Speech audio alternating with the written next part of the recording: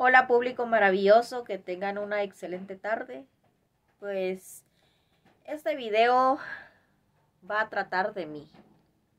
Tal vez hay personas que han pasado lo mismo que yo o han tenido familiares, conocidos, entre otros, ¿verdad? Que han pasado algo similar a lo que a mí me ha pasado. Pues quiero contarles cómo me di cuenta de que estaba mal, que estaba casi a punto de irme con San Pedro, pero él mismo me rescató de todo. Pues hubieron muchas señales en mi cuerpo que a mi esposo como que no le cuadraba. En primera, normalmente yo soy muy activa. A mí me gusta andar del tingo al tango buscando qué hacer. Me gusta estar activa en mi trabajo. Pero cuando comencé con los síntomas de la leucemia, comencé a dormir mucho. Empezaba yo que eso de que donde fuera dormía, me quedaba así como que ida y me tenía que ir mi esposo a traer de donde fuera que estuviera yo para llevarme a la cama. Comencé con mucho frío. Había fuerte sol, pero yo no sentía calor. Sentía un frío terrible 24/7. Yo tenía que estar con dos sudaderos encima, enchamarrada, temblando. Después, otra señal fue de que en mi cuerpo comenzaron a salir muchas llagas. Llagas tras llagas y ya no dábamos ni qué era, si era alergia o qué estaba pasando. Y iba yo a los médicos a ver qué era lo que yo tenía. Me recetaban pomadas para las rosaduras que tenía yo en casi todo mi cuerpo. Después comencé con la fiebre. Comencé con fiebre, que había veces de que mi esposo me daba medicamentos, se me tranquilizaba y luego aumentaba y en fin de que nunca se me iba la fiebre. Después comencé con mucho dolor de cabeza, que estaba ahí aturdida, no quería bulla, no quería luz, no quería nada. Yo quería total silencio, no aguantaba a utilizar el teléfono, no aguantaba esa bulla que normalmente en nuestro ambiente siempre se escucha, que de carros, que de viento, que de pajaritos, que de las mismas personas, nada. Yo tenía que estar siempre encerrada. Después empecé con mis cambios hormonales, como toda mujer que siempre ve a Andrés cada mes. Pues ya comencé yo que a veces venía, a veces no, e incluso hasta ahí mismo tuve muchas señales, porque cuando me venía en mis fechas exactas, solo me dilataba un día y era muy pálida, lo que uno expulsa, ¿verdad? Como mujer, era muy pálido. Después comencé a expulsar de la parte de acá una bolita y vino mi esposo y me dijo, esta chibolita no es normal, porque día a día iba creciendo más, iba aumentando y entre más aumentaba, el dolor de mi cabeza aumentaba más. Entonces, una vez que ya había llegado la bolita muy grande y esta parte de acá la tenía bien inflamada, se sentía así como agüita, mientras esta parte estaba durita. Solo esta parte no la aguantaba. Entonces vino mi esposo y me dijo, ¿sabes qué? Ve a un puesto de salud que te den una referencia para llevarte a un hospital. para que te atiendan mucho más rápido. Fui y tuve el privilegio de conocer a un médico general, que muy amable el muchacho, y cuando llegué le comenté que las rosaduras que tenía en mi cuerpo, que con las medicinas que yo me echaba, las cremas, nada funcionaba. Le comenté sobre la fiebre, le comenté sobre la pérdida menstrual, por decirlo así, que no era normal. Y luego él me comenzó a revisar y me dijo que era una alerta en mi cuerpo y que yo tenía que irme a hacer unos chequeos médicos, hacerme unos exámenes un poquito fuertes para ver realmente qué era lo que me estaba pasando. Y respecto a mi piel, que se estaba llenando de llagas, y sobre la gran bolita que tenía acá, me mandó a un instituto de dermatología para que me revisara qué era lo que yo tenía, ¿verdad? Y pues media vez él me dijo, es cuestión de que usted actúe rápido para ver qué es lo que está pasando. Y no le hice caso omiso. Porque eso sí tengo yo, de que cuando alguien me alerta sobre mi cuerpo, sobre mí o sobre mi familia, que les está pasando algo físicamente, yo no hago caso omiso, yo actúo de inmediato. Le dije a mi esposo, mira, me comentó el doctor esto y esto y esto, y me dio la hoja que tú me habías dicho que solicitara. Y vino mi esposo, pues pidió permiso en su trabajo, me fui a hacer esos chequeos médicos, y cuando recibí el resultado a los 2 días exactos, pues resultaba que los glóbulos rojos estaban bajos y que los glóbulos blancos se estaban comiendo a los rojos. Tenía leucemia .1. Más que todo era el inicio de un sufrimiento. Y después, todo lo que tenía yo en el cuerpo, fui a la dermatología para que me revisaran, y ahí pues constataron de que lo que yo tenía era la reacción de la leucemia, pero que me iban a tratar lo de la leucemia, pero que iban a tener mucho cuidado también para tratarme lo que era la bolita de carne que me había salido acá, lo de la cabecita y todo eso. Me sometí a muchos exámenes, no solo uno, fueron más de 100 exámenes. Me hice resonancias magnéticas, entre muchas otras más. La alerta principal era mi sangre. Tenían que hacer de que mi sangre regresara a la normalidad, para que así todo lo demás ya lo podían tratar poco a poco. Me sometí a muchos tratamientos muy fuertes. Dilaté casi 8 meses con todo el tratamiento, aparte de las quimioterapias, todo esto. Y hubo una vez que yo le dije a mi esposo, ¿sabes qué? Yo no voy a aguantar. No voy a soportar esto y no sé qué va a pasar con mi vida, pero mi única voluntad era de que él cuidara y protegiera con su vida a mi hijo.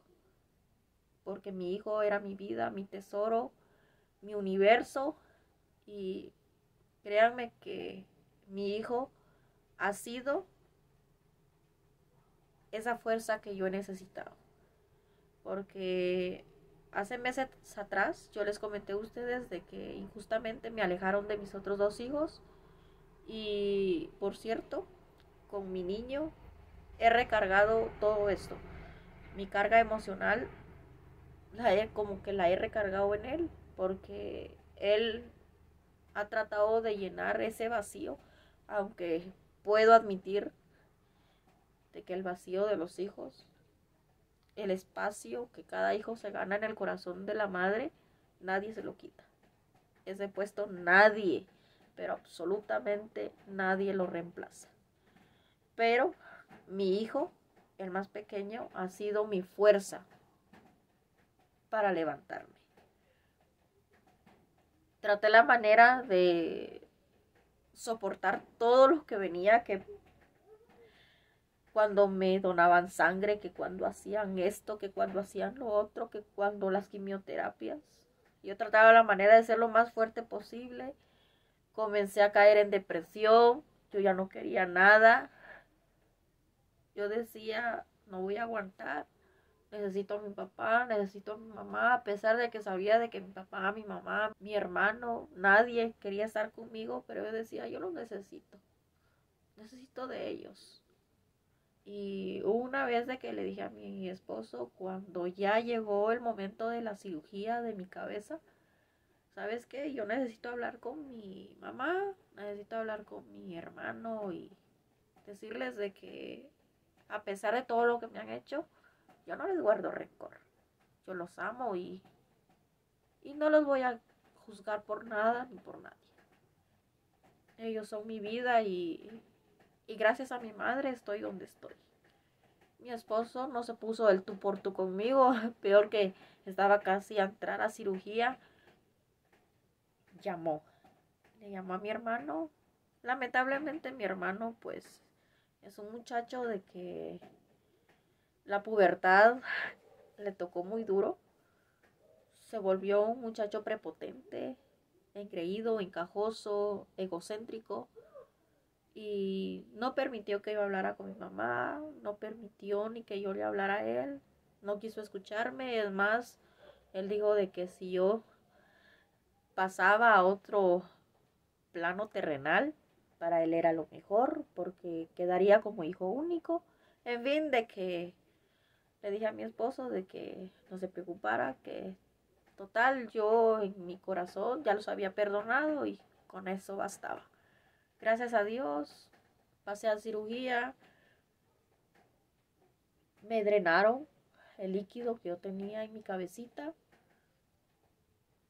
me quitaron la bolita que tenía en esta parte de acá y esperaron a ver cuál era mi reacción, si quedaba bien, qué pasaba, porque la cirugía había sido un poquito complicada y por bendición de Dios. Quien dice de que Dios te saca de los peores momentos. Dios es el único dueño de nuestra vida. Y Dios sabe por qué razón nos tiene en esta vida. Dios conoce las batallas que tenemos que pasar. Dios nos tiene por un propósito. Dios conoce si vamos a ser instrumento de cambio de vida de alguien más. La verdad es de que Dios nos tiene por un propósito acá. Y como dice aquel dicho, que cuando no te toca, aunque te pongas. Y cuando te toca, aunque te quites. La verdad es de que con esta batalla ya van 4 veces. La primera vez la sufrí cuando era una bebé. La segunda cuando era una niña aún de 10 años. La tercera cuando era una adolescente. La cuarta cuando ya estaba entrando a la juventud. Y la quinta, ahorita en mi adultez. Y créanme que mi fuerza de voluntad ha hecho de que quisiera ser la fuerza de alguien más. Quisiera utilizar todo lo que yo he vivido para hacer la fuerza y los hombros de tal vez alguien que está pasando por lo mismo y que está pasando tal vez por el mismo desprecio que yo pasé con la familia. Es muy lamentable de que hay veces de que uno, pues, en esos momentos uno quisiera a la familia, pero la familia siempre brilla por su ausencia. Y es más familia el que está a tu lado cuando estás pasando por esos momentos que tu misma familia. Y lo he aprendido en tanto sufrimiento. Pero lo que sí tengo y admito es de que yo no les guardo rencor. Yo los aprecio y sobre todo yo los perdono. Y se preguntarán, ¿qué hice para que esta cirugía que me hicieron acá ya no volviera a crecer? ¿Qué hice para que el líquido de mi cabecita ya no volviera a salir? Pues simple y sencillamente acaté órdenes. Porque si uno se pone en las manos de Dios en primer lugar y en las manos de los doctores, si uno obedece a pie de la letra cada regla que el médico le indique a uno. Si el médico le dice, mire, se va a tomar 5 o 6 pastillas a tal hora, a tal segundo, ¿cuántas veces? Si se tiene que levantar 12, 1, 2 de la madrugada para hacer tal cosa, para su bienestar. Pues si uno se ama a sí mismo, lo hace. Y si uno se quiere recuperar, lo hace. Y por supuesto es lo que yo hice. Yo, después de que pasé por ese sufrimiento terrible, que quimioterapias, que exámenes, que transfusiones de sangre, que tantas cosas, estuve en mis citas médicas. Iba 3 veces por mes a que me revisaran. En primera lo de mi sangre, segunda lo de mi cabecita, tercera lo de mi piel, que todo esto estaba hecho lata. Y así me estuvieron poniendo cierto medicamento. Y aquí estoy, contándoles mi versión. Créanme que yo corría riesgo de que me naciera un queloide después de la cirugía, pero no. No pasó, pero fue simple y sencillamente porque yo obedecí todo lo que tenía que hacer y aparte de eso, por la sabiduría de mis médicos y sobre todo de la cirujana profesional que me atendió. La verdad es de que hasta aquí yo estoy tan agradecida con mi cirujana. Y de verdad estoy admirada de su profesionalismo y de esa sabiduría que Dios le dio a ella. Porque en muchas ocasiones he visto que hay personas que dicen que se han hecho cirugías por problemas de queloide u otros problemas o tienen alguna imperfección en algunas partes de sus cuerpos, se operan, pero de la misma operación nace un queloide. Pero bendito Dios, yo he tenido la gran bendición de que desde que me operaron no me volvió a nacer. Y gracias a Dios, ahorita llevo un par de meses en recuperación. Mi pelito, gracias a Dios, ya va creciendo. Tal vez hay personas que se burlan porque mi pelo está todo así alborotado y que tengo que utilizar ciertas diademitas para aplastarlo un poquito, pero es por lo mismo. Mi cuerpo se está adaptando aún a la normalidad. Y tal vez me venga así, que toda rojita, que toda así como que catarrienta, pero es por lo mismo. Me estoy recuperando y hay veces de que cuando les grabo a ustedes, les grabo así paisajes o así, pero hay veces que son momentos en el que yo estoy de una vez mal, estoy fatal, pero trataré la manera de mostrarles más de cómo voy y tal vez con contarles mi experiencia ayudo a alguien más a salir de esto.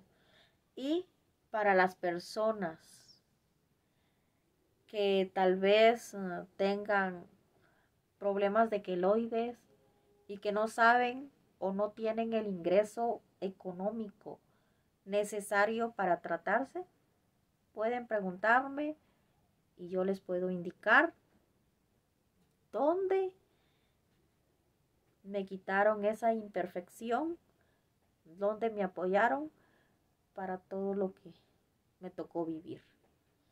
Y créanme que quedarán asombrados de la misma manera en la que quedé yo.